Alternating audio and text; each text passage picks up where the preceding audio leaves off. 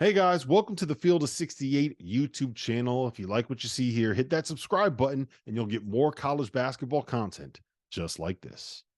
Field 158. Fanta, you were in Gamble last night.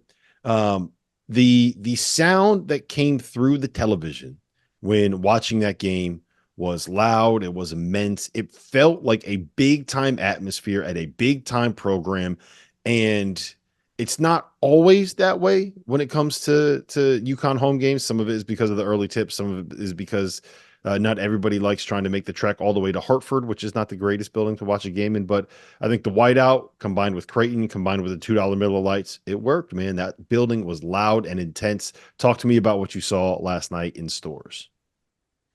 Well, when they're at Gamble, it's just a different level.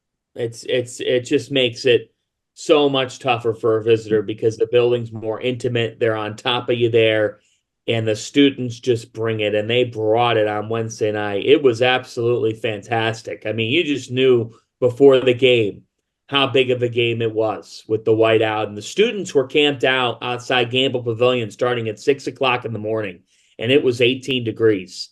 I mean, that's I want to give a serious shout out to the Connecticut students. That is having cojones. That is hanging with your team. That's bringing your A game to the game. As for the game, this was a game where heading in, as somebody calling the game, you instantly say to yourself, well, stay out of the way because let the crowd tell what's happening. Better than anything I could say. And I'll tell you what, last night was a layout night, meaning as you just lay out and you let off big buckets, you just let them go. And there was a sequence where Castle finds Klingon for the alley oop. Raf says, say good night. And I just said, Klingon does just that. It's wild at Gamble. Lay, and we had 15 seconds of nothing but the crowd, and they caught the entire UConn chant, and it was chills up your arms type of energy in the building. That is the best I have seen this UConn team defend all season. It's the best defensive performance I've seen from Connecticut, maybe in the last 2 seasons. They absolutely cooked Creighton with their defense. They defended their tails off. They were right there in all the right places defensively. They guarded the heck out of Kalkbrenner.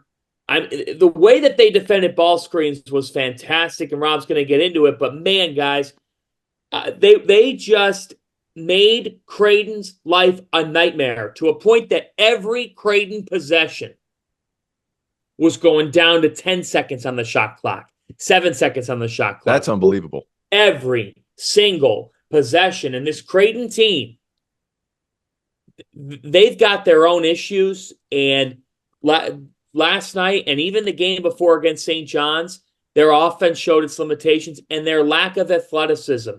Their lack of athleticism was my takeaway watching them live. But UConn just really guarded an elite level. UConn shot just over 35% and won the game handily. It was never in doubt. But Creighton, in their last 2 games, fellas, and this is why the Blue Jays have concerns, in their last 2 games, Creighton shot 6 for 27 from 3 against St. John's, T.O. And Creighton shot 6 for 26 from 3 against UConn. UConn took the way Connecticut ran Creighton off the line is the best defensive job I've seen a Dan Hurley-led team, nor alone any team, do against the Creighton Blue Jays. UConn out-athleted, out-toughed, and just dominated them. Yeah, what they did in ball screens, and I talked about this on After Dark last night, is it was the first time that I've seen them really do it to this level since last season. Right, last year what made them so difficult is that they would have Sonogo like hard hedging ball screens when he was in there, and you got to guard that a certain way, and you have rotations that are doing certain things on the weak side.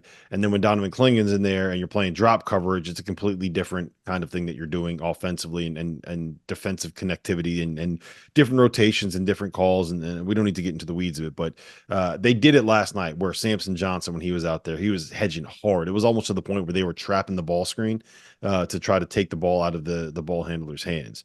And then when Klingon was in there was the typical drop where you kind of stay at home on the weak side and you you do what drop coverage always is. And to me, it was really impressive that you are able to be at that level with two different kind of ball screen coverages. And Tio, you could probably speak to this a little bit better than I can.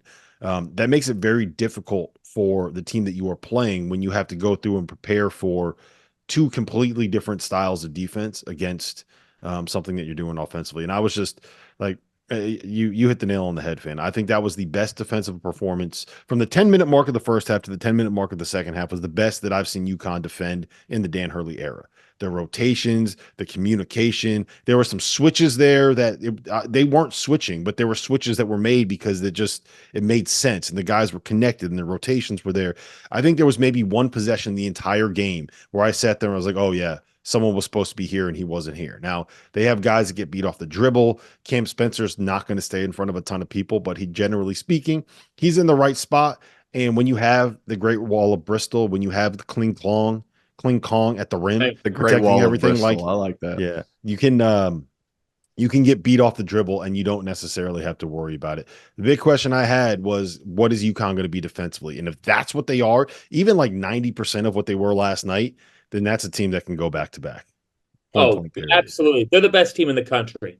They are the best team in the country. It's not even a question right now.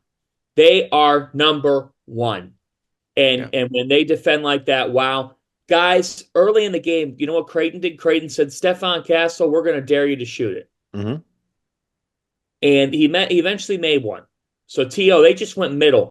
Creighton just said, we're going to take away driving lanes. And early on, it was working. Tristan Newton. I mean, Tristan Newton, to be honest, it worked the entire game. UConn shot 35% from the floor, 26% from three, and scored 62 points at home in a whiteout in a $2 beer night game. Creighton's defense was not the problem. No, UConn short, like they scouted UConn well. I thought that they actually played very, very well defensively. UConn did not play great on the offensive end. But in a game where UConn scores 62 points, Tristan Newton essentially accounted for half of them because he had the 16 points. He also had 5 assists, not to mention he had 8 rebounds. And that's the other thing. The glass was a massive problem for Creighton. Guys, Connecticut out-rebounded Creighton 48-32. It wasn't close. Connecticut had 21 offensive rebounds, Terrence. That's insane. That can't happen. In the last 2 years, guys, Connecticut's out-rebounded their opponents 49 times.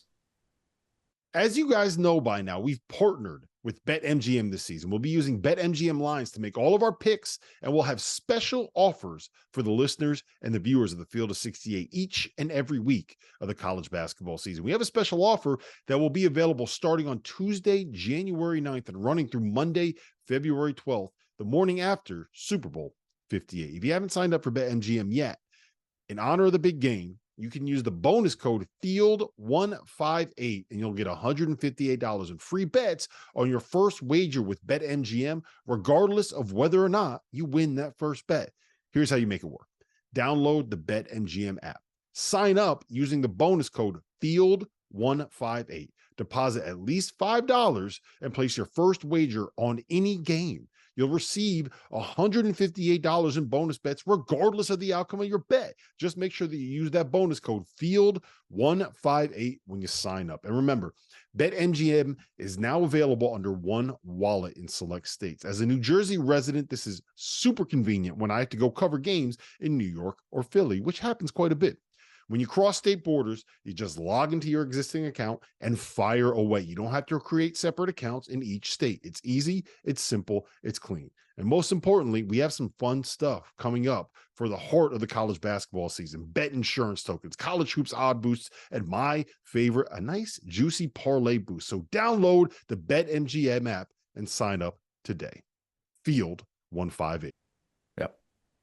That's something too. That's like a little bit stylistic because Creighton will let their guards get out to those not leak out spots, but like those outlet spots. Hassan Diarra had 4, Tristan Newton had 4. So like, is that them tagging? What's that? When I say tagging, there's a way to offensive rebound to where anyway, that's a very complicated thing to explain on a podcast, but are they attacking with the guards? Like that's a huge thing. And so many extra opportunities is nuts. And hey, Fanta, I have to do this. I think Joe Williams was doing your game. He was a producer. Was it Joe? Yes. Yes. And I haven't met Joe in person, but man, the fact that, sometimes you'll run into producers, they do a million different sports and everything like that. For him to keep the camera rolling to break with the UConn chant, that just showed like his general, like, kudos to that guy. That was awesome. That was one of the best usages of like, hey, man, lay out. We know what's coming. We're going to make sure it works. And it worked. Phenomenal job by him. Anyway, outside of that, can I just elaborate on that real quick? Like, when there's an art to that, like a real art and a feel. Like the really good ones have excellent feel. And so the best thing about college basketball, and I've said this before, Tio, and you're 100% right. The best thing about college basketball is the atmosphere with which is played in, and the passion with which the fans and the coaches and the players and everybody that loves this sport and participates in the sport that they have for it. And when you can get that to come through on a broadcast, that's what makes it great. If you're trying to watch the highest level of basketball, right? If you want to see incredible shot making and incredible skill and all these ridiculous dunks and highlights and this and that, like, you're watching the NBA, right? That's where the guys are the best. The thing that makes college basketball so good is the environment you play it in, the passion that everybody has, the noises, the student sections, the chants. So when you are able to capture that on a broadcast where you actually feel the UConn chant going on, and that's all you hear, and it's only coming through the mic that Fanta has on his headset, where that blocks out a lot of the sound, that should tell you how loud it is in that building. And it's great when these producers are able to to capture that. Yeah, you get the feel for being there coming through the TV set. And when you're doing remote broadcasts, and when you it's not the same.